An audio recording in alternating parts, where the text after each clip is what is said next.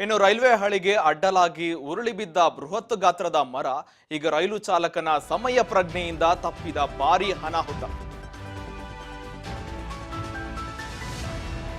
Railway ಚಾಲಕನ ಸಮಯ ಪ್ರಜ್ಞೆಯಿಂದ ತಪ್ಪಿದ ಭಾರೀ ಅನಾಹುತ. ಹೊಳೆನರಸೀಪುರ ಪಟ್ಟಣದ ರೈಲ್ವೆ ನಿಲ್ದಾಣದ ಸಮೀಪ ಈ ಘಟನೆ ನಡೆದಿರುವಂತದ್ದು.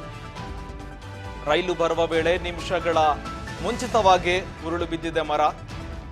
ಬಿದ್ದಿರುವ ಮರವನ್ನ ಕಂಡು ತಕ್ಷಣವೇ ರೈಲು ನಿಲ್ಲಿಸಿದ್ದಾರೆ ಪೈಲಟ್ ಅವರು. ಶಿವಮೊಗ್ಗದಿಂದ ಮೈಸೂರು ಕಡೆಗೆ ತೆರಳುತ್ತಾ ಇದ್ದ ರೈಲು ಈಗ ಹಳಿಗೆ ಬೃಹತ್ ಮರವೊಂದು ಅಡ್ಡಲಾಗಿ ಬಿದ್ದಿದೆ. ಸಮಯ ಪ್ರಜ್ಞೆಯಿಂದ ಭಾರೀ ಅನಾಹುತವೊಂದು ತಪ್ಪಿದೆ. ರೈಲ್ವೆ ಹಳಿ ನಿಲ್ದಾಣದ ಬಳಿ ಒಣಗಿರುವ ಮರವೊಂದು ಅಡ್ಡಲಾಗಿ ಬಿದ್ದಿದೆ. ಮರ ಬಿದ್ದ ನಂತರ ಕಾರ್ಯಾಚರಣೆಗೆ ಮುಂದಾಗಿದ್ದಾರೆ. ಮರ ತೆರವುಗೊಳಿಸುವ ಕಾರ್ಯ ಕೂಡ ಮುಂದಾಗಿದ್ದಾರೆ. ರೈಲ್ವೆ ಹಳಿ ಅಡ್ಡಲಾಗಿ ಉರುಳಿ ಬಿದ್ದಿದೆ. ಬೃಹತ್ ಗಾತ್ರದ ಮರ.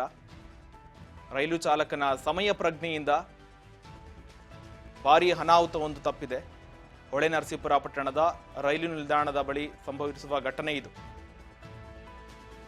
ಪೈಲಟ್ ಮುಂಜಾಗ್ರತೆಯಿಂದ ಗಮನಿಸಿ ಆ ಟ್ರೈನ್ ಅನ್ನು ನಿಲ್ಲಿಸಿದ್ದಾರೆ.